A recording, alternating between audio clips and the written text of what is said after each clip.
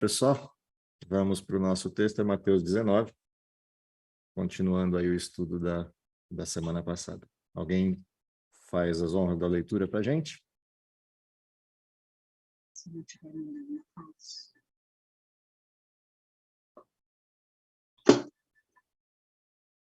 Questão do divórcio. Tem alguém que ia ler? Pode ler, gente. Não? Tendo acabado de dizer essas coisas, Jesus saiu da Galileia e foi para a região da Judeia, no outro lado do Jordão. Seu áudio fechou, Maria Antônia? Nada? Desde o começo? Começa de novo, porque parou no meio da frase. Aí ele caiu o áudio. Tendo acabado de dizer essas coisas, Jesus saiu da Galileia e foi para a região da Judeia, no outro lado do Jordão. Grandes multidões o seguiam e ele as curou ali. Alguns fariseus aproximaram-se dele para pô-lo à prova e perguntaram-lhe: é permitido ao homem divorciar-se da sua mulher por qualquer motivo? Seu áudio fechou outra vez. Está fechando sozinho, Júnior. Eu sou inocente. Então, vamos lá. Onde que eu parei? Você parou na pergunta, é lícito divorciar-se de uma mulher por qualquer motivo, e aí o verso 4, a resposta de Jesus. Ele respondeu: vocês não leram que no princípio o Criador os fez homem e mulher? E disse: por essa razão, o homem deixará pai e mãe e se unirá à sua mulher, e os dois se tornarão uma só carne. Assim, eles já não são dois, mas sim uma só carne. Portanto, o que Deus uniu, ninguém separe. Perguntaram eles: então, por que Moisés mandou dar uma certidão de divórcio à mulher e mandá-la embora? Jesus respondeu: Moisés permitiu que vocês se divorciassem de suas mulheres por causa da dureza de coração de vocês. Mas não foi assim desde o princípio. Eu lhes digo que todo aquele que se divorciar de sua mulher, exceto por imoralidade sexual, e se casar com outra mulher, estará cometendo adultério. Os discípulos lhe disseram: se esta é a situação entre o homem e sua mulher, é melhor não casar. Jesus respondeu: nem todos têm condições de aceitar esta palavra, somente aqueles a quem isso é dado. Alguns são eunucos porque nasceram assim. Outros foram feitos assim pelos homens. Outros ainda se fizeram eunucos por causa do reino dos céus. Quem puder aceitar isso, aceite. Vamos por pedaços aqui. Então, a primeira coisa interessante do texto é que o texto começa com uma arguição, com uma pergunta, e, obviamente, toda vez que vinha uma pergunta da ordem dos fariseus, essa pergunta não vinha de graça. As perguntas vinham com algum tipo de pegadinha atrás, algum tipo de abordagem que comprometesse a resposta. Os fariseus não faziam perguntas para aprender, faziam perguntas para encontrar formas diferentes das quais acusar ou denegrir a imagem de Jesus, acusar a Cristo ou denegrir sua imagem. E aqui eles trazem uma questão, e a questão é, é permitido o homem divorciar-se de sua mulher por qualquer motivo? A parte interessante da história é a frase final, por qualquer motivo. Porque se ele simplesmente perguntasse, é permitido o homem divorciar-se de sua mulher, a resposta já estava dada. Sim, em caso de adultério. Mas quando eles colocam por qualquer motivo, na realidade eles estão buscando justificar algo e criar o elemento dúbio na pergunta. Jesus faz referência, dentro do contexto, ao princípio do matrimônio, e ele vai direto à questão fundamental, dizendo, não, não é lícito, no sentido de que o processo do matrimônio é uma relação perpétua, exceção feita, obviamente, à questão do pecado de adultério. Bom, dentro desse contexto, quando Jesus começa a sua pergunta, vocês não lembram o princípio, Deus fez o homem e mulher, a razão pela qual o homem deixa seu pai e mãe, se une a sua mulher, se tornam uma só carne, assim os dois passam a viver dentro desse contexto do que o Deus uniu, não o separe o homem. Aí eles vêm com aquilo que estava na manga. Óbvio, Jesus já entendeu a pergunta desde o início. A pergunta não é se ele entendeu ou não. A pergunta é até onde eles querem chegar. E aí, obviamente, eles vão a Moisés, texto que Jesus conhece, e questionam. Mas Moisés permitiu o divórcio. Só que Moisés não permitiu o divórcio por qualquer motivo. O que qualificava a pergunta é qualquer motivo. E o que Moisés definiu como regra lá em Deuteronômio 24 não tem a ver com qualquer motivo e nem com qualquer formato. Dentro desse contexto, Jesus traz, então, a interpretação correta do modelo e explicita a resposta. Sim, Moisés permitiu que vocês se divorciem de suas mulheres por causa da dureza do coração de vocês, mas não foi assim desde o princípio. E digo que todo aquele que se divorciar de sua mulher, exceto por imoralidade sexual, e se casar com outra, comete adultério.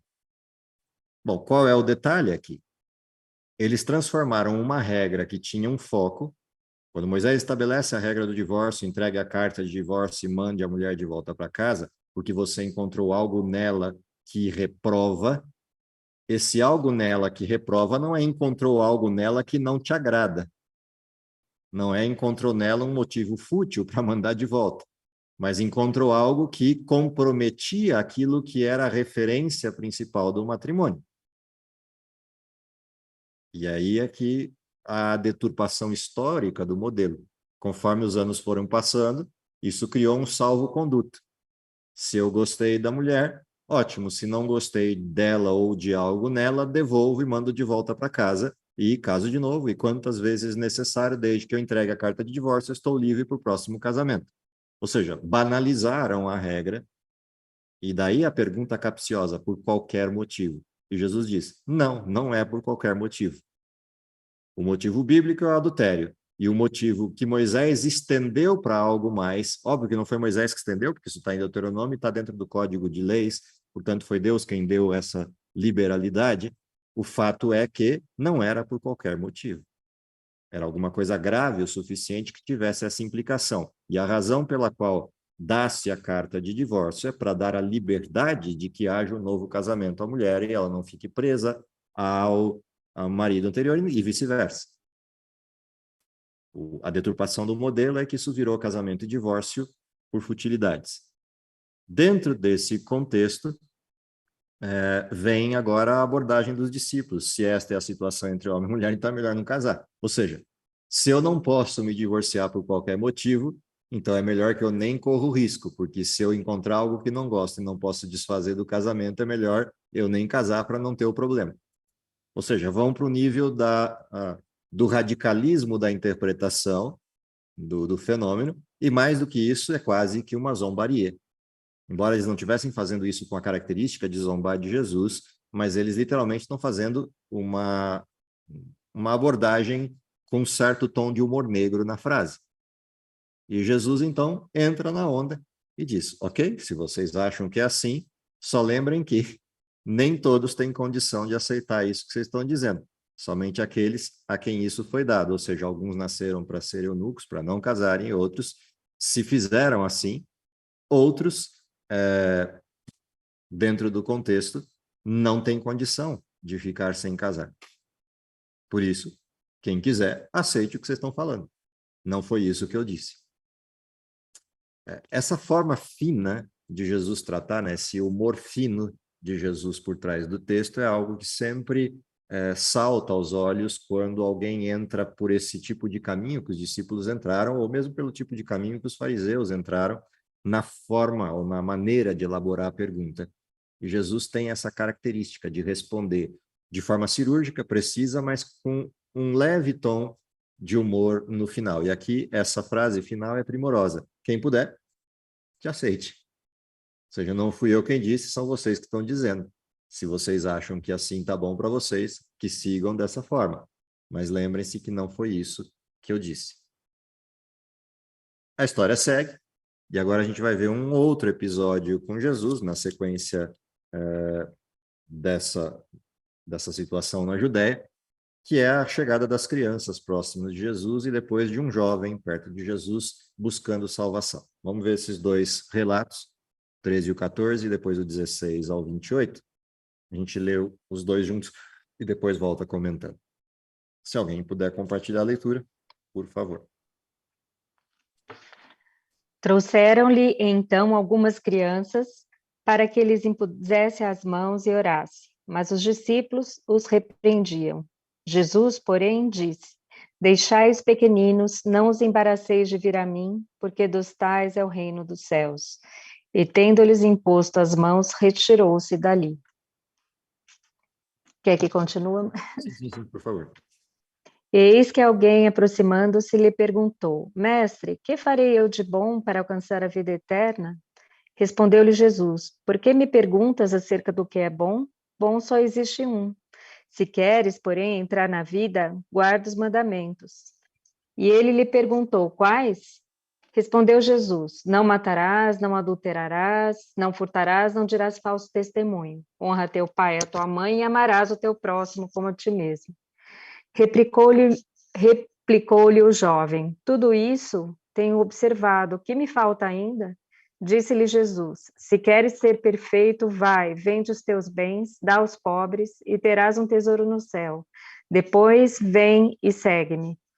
Tendo, porém, o jovem ouvindo essa palavra, retirou-se triste por ser dono de muitas propriedades. O que tem de interessante nessa história, dentro desse contexto? Depois a gente vem e olha o comentário de Jesus com os discípulos na sequência. A primeira coisa interessante é o contraste entre os dois grupos. Entre o grupo de crianças, que aparece primeiro, e o jovem rico, que aparece na sequência. E, caprichosamente, o que estava antes eram fariseus, buscando de forma capciosa levar Cristo a algum tipo de escorregão. No meio dessas duas histórias que trazem algum tipo de olhar ácido, de fala ácida na maneira da construção das frases, aparece a inocência das crianças. E isso contrasta com essas duas histórias. As crianças chegam perto de Jesus, os discípulos veem toda aquela bagunça que as crianças estão fazendo e acham que aquilo vai incomodar Jesus, e aí Jesus entra em cena e diz: calma, deixe as crianças. Delas é o reino do céu, e aliás, se vocês querem herdar o reino, tem que se assemelhar a elas. Depois de ele atender todas as crianças, orar por elas, impor-lhes as mãos, aí ele sai daquele lugar. Vem um outro sujeito, um jovem rico. O jovem que é retratado aqui na parábola como sendo um jovem que tinha muita riqueza, muita propriedade. O que é interessante na história do jovem rico é que ele chega para Jesus de maneira sincera. Ele, de fato, queria salvação. Ele não chega para Jesus como os fariseus chegaram, com a presunção dos fariseus. Não, ele chega, de fato, buscando algo importante. Ele acredita em Jesus quando chega. Quando a gente olha o relato na versão que Lucas traz, lá no capítulo 18 de Lucas, há uma coisa na introdução da conversa que é interessante de observar, e que Mateus não entra propriamente nesse mérito. Ele diz assim: mestre, que farei de bom para herdar a vida eterna? Ele já vai direto à pergunta. Lucas traz algo que está antes da pergunta, que é a forma como o jovem se dirigiu a Jesus. Ele chega para Jesus e chama Jesus: bom mestre, que farei para herdar a vida eterna? E Jesus faz um questionamento: por que você me chama de bom? Ninguém é bom a não ser Deus. Quando a gente junta os dois relatos, o de Mateus e o de Lucas, é que a gente entende o contexto de fato. Jesus usa a própria frase do jovem rico para verificar se o jovem rico entende com quem ele está falando. E se ele reconhece isso.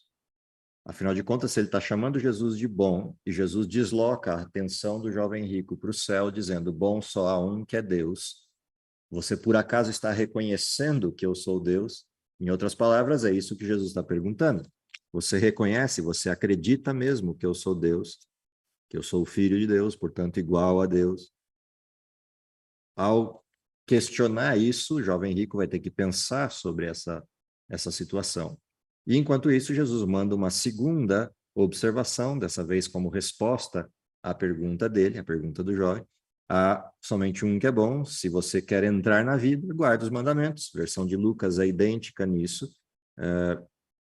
Dentro desse contexto, você conhece os mandamentos, não adulterarás, não matarás, não furtarás, portanto, Lucas explicita de que mandamentos Jesus está falando, portanto, a lei dos 10 mandamentos, é essa lei que está em foco, e ao perguntar, você conhece isso? Vem a resposta do jovem rico, eu tenho feito tudo isso desde a minha meninice. Ou seja, sim, eu conheço todas essas coisas e tenho feito tudo isso. Mateus mostra que quem fez a pergunta sobre quais sejam os mandamentos é o jovem rico. Então, você vai lendo Lucas e Mateus, cada um dos dois está dando ênfase a um aspecto diferente. Mateus está focado nas perguntas do jovem rico e Lucas está focado nas respostas de Jesus e como isso produz no jovem rico alguma modificação. E é interessante essa perspectiva dupla do modelo. Quando o jovem rico pergunta quais, e Jesus responde os 10 mandamentos, e o jovem rico retruca, sim, eu tenho obedecido tudo isso desde a minha meninice, Mateus apresenta a outra pergunta. A outra pergunta é, o que me falta? A gente vai a Lucas, dentro desse mesmo contexto, a gente vai ver lá, tudo isso tenho feito desde a minha meninice, ou desde a minha adolescência, e ao ouvir isso, então, Jesus diz, falta ainda uma coisa. Vai, vende tudo que tem, dá aos pobres, depois vem e me segue. Dentro da abordagem de Mateus, quem pergunta o que falta é o jovem, e quando Jesus responde, não responde de graça, responde porque foi perguntado. Se você quer ser perfeito, e aqui vem um qualitativo interessante. Jesus olha a intenção do jovem rico desde o início da fala, percebe que o jovem rico é sincero naquilo que fala, mas também percebe que o jovem rico não está entendendo o que ele está pedindo. Então, apesar de ser sincero, ele não tem ideia do que ele está pedindo. Ele não tem a dimensão completa do que ele está pedindo. Por não ter essa percepção completa, ou seja, por não entender de fato o que está pedindo, Jesus qualifica. Ou seja, você não quer só salvação, não quer só viver a partir da referência da guarda dos mandamentos, você quer a perfeição. Bom, se você quer ser perfeito, então realmente falta uma coisa. Que coisa é essa? Vai, vende tudo que tem, dá aos pobres e me segue. Agora chegaram ao ponto central da discussão. Você veio buscar salvação, mas você sabe o preço? Você veio buscar salvação e ela é importante o suficiente para você abrir mão de tudo?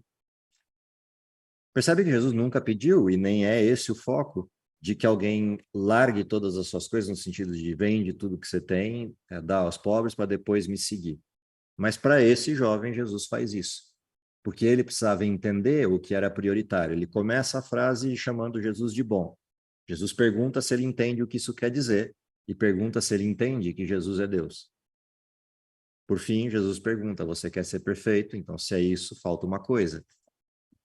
O jovem precisava entender o que ele estava buscando e ele até então não tinha entendido e provavelmente saiu sem entender, no sentido completo, aquilo que ele estava pedindo.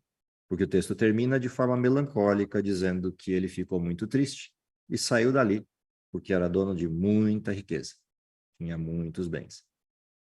Portanto, mesmo depois de Jesus conduzir a conversa, o jovem continua não entendendo de fato tudo que ele veio buscar. Teve a oportunidade, mas deixou passar. Diferente, por exemplo, do que a gente olha quando Jesus encontra os discípulos pescando. E ele vira para eles estão com o pai deles, com Zebedeu, pescando, e ele vira e diz, desçam dos barcos e venham comigo, eu vou fazer de vocês pescadores de homens. E eles largam o pai no barco, largam as redes e vão atrás de Jesus. Óbvio, isso tem um contexto, eles já eram seguidores de João Batista, mas de qualquer forma, eles abriram mão de tudo. Jesus até teria uma questão por trás desse pedido, que é o fato da missão que eles teriam que executar e nada poderia prendê-los. Mas eles tiveram que dar um passo de fé que o jovem rico não estava disposto a dar. Diferente, por exemplo, do passo que Zaqueu dá, abrindo mão da sua riqueza e seguindo Jesus. Então, essa é uma história interessante, porque a sequência dela, que é a conversa de Jesus com os discípulos, depois que o jovem rico foi embora, fica mais densa, mais interessante e mais densa. A partir do verso 23, quando a gente olha lá, digo a verdade, dificilmente um rico entrará no reino dos céus. E digo ainda, é mais fácil passar um camelo pelo fundo da agulha do que um rico entrar no reino dos céus. E ao ouvirem isso, os discípulos ficaram preocupados, perplexos, e se perguntavam, nesse caso, quem pode ser salvo? E Jesus olha para eles e diz, para o homem é impossível isso, mas para Deus todas as coisas são possíveis. E então Pedro lhe respondeu, nós deixamos de tudo para seguir. Percebe que Pedro volta ao ponto de partida, porque ele e os outros três foram os primeiros a serem chamados nessa condição, deixar tudo e seguir Jesus. E ao Jesus falar que é difícil alguém entrar no reino dos céus tendo amor à riqueza, ou seja, é difícil para entrar no reino dos céus sendo rico, porque há algo que é prioritário, Pedro se adianta. E é interessante sempre Pedro dizendo, nós deixamos tudo para seguir-te, o que vai ser da gente? Ou seja, Pedro está cobrando de Jesus alguma coisa. Nós abandonamos tudo, o que vai sobrar para nós, então, depois disso? Porque tem que ter algum mérito. O jovem rico foi embora, ficou com toda a riqueza. Nós abandonamos tudo, o que a gente vai ganhar com isso? Essa é a pergunta de Pedro. As perguntas fora de lugar e fora de contexto de Pedro, apesar da sinceridade da pergunta. E aí Jesus responde, eu te digo uma verdade. Por ocasião da regeneração de todas as coisas, ou seja, no fim de toda a história, quando o Filho do Homem se assentar em seu trono glorioso, vocês que me seguiram também se assentarão em 12 tronos, para julgar as 12 tribos de Israel. E tudo aquilo que tiver deixado casa, irmãos, irmãs, pai, mãe, filhos do campo, por minha causa, receberão 100 vezes mais e herdarão a vida eterna. Contudo, muitos primeiros serão últimos e muitos últimos serão primeiros. Ou seja, Jesus abre dois contextos aqui dentro do diálogo com os discípulos a partir dessa referência da história do jovem rico. Primeira coisa, ele coloca bem nítido para todos os que estão na plateia de que há uma coisa importante sobre prioridades. Quase um resgate do texto clássico, né? Buscai primeiro o reino de Deus e sua justiça e todas as demais coisas vos serão acrescentadas. Nesse resgate dessa questão clássica, Jesus pontua que o problema não é a riqueza, o problema não é ele ser rico, o problema é ele não estar disposto a abrir mão disso em favor de Deus. Mesmo que Deus não pedisse, a questão é a prioridade das coisas. A segunda coisa interessante que aparece aqui, resultante da pergunta de Pedro, é a temporalidade. Pedro estava pensando uma recompensa local, o estabelecimento do reino de Deus local, o Jesus Messias Rei, aquela coisa típica da expectativa dos judeus dos tempos de Jesus.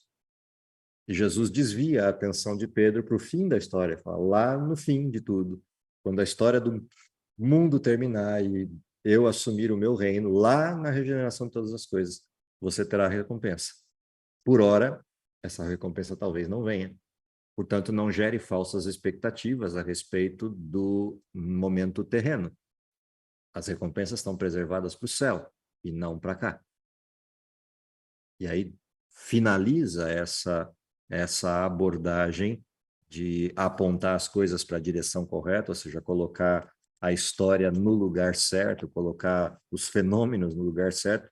Jesus termina esse processo apontando para as resultantes da missão, para as dificuldades eventuais que a missão vai impor e para os riscos desse processo, dentro de todo esse contexto, os riscos desse processo, deles aceitarem a missão. Por isso ele coloca, os primeiros serão os últimos serão os primeiros, ou seja, escolham bem o que vocês estão buscando, se são os primeiros lugares ou os últimos lugares, porque aquele que escolher os primeiros lugares vão ser deixados para trás para os últimos lugares. E aqueles que escolherem a humildade dos últimos lugares terão a oportunidade de ser exaltado aos primeiros lugares. E essa regra é uma regra de ouro dentro do contexto, porque ela pontua as coisas em relação à perspectiva de Deus e não à perspectiva humana. E isso fecha, de maneira bem interessante, esse ciclo de discussão entre fariseus, a inocência das crianças e a prioridade, o que é importante de fato, colocado pelo jovem rico. E nessa frase tem o centro de tudo, né? Se você quer ser perfeito, tem algo que te falta. Nesse contexto, 2000 anos à frente dessa história, a pergunta é a mesma. Se queremos ser perfeito, o que nos falta? E é interessante que Jesus desloque o ser perfeito para fora dos mandamentos. Muita gente qualifica a perfeição como um processo de vitória sobre o pecado e a guarda dos mandamentos. E Jesus não é que ele desqualifique isso, mas ele desloca a atenção disso para uma outra questão, que é a transformação. Ou seja, você quer ser perfeito, isso tem uma transformação que precisa acontecer na essência do pecado, que é a substituição do egoísmo pelo altruísmo. Aí está a essência de toda a questão. E essa mudança que Jesus faz de cena aqui, ela também é igualmente interessante, porque a salvação não é resultante de obras, a salvação é resultante de fé, e uma fé que seja profunda o suficiente para produzir esse nível de transformação, de inversão de prioridades. Onde Cristo seja o primeiro e todas as demais coisas sejam secundárias, independente de que coisas sejam essas. Por hoje eu acho que está de bom tamanho. No nosso próximo estudo, a gente vai olhar para a sequência aí, Mateus capítulo 20, e fazer também mais umas pontes com Lucas a partir desse texto. Vamos orar? Querido Pai que está nos céus, te agradecemos pelo dom da vida, te agradecemos pela oportunidade que temos na salvação em Cristo, mas principalmente te agradecemos pela oportunidade que nos foi concedida de entendermos a história e os resultantes do pecado e o tempo necessário para essa transformação na graça e no poder de Cristo. Dá, Senhor, que possamos atingir a vitória desenhada nesses textos e principalmente estar de pé naquele dia para desfrutar da eternidade contigo, é o que lhe pedimos por Jesus. Amém.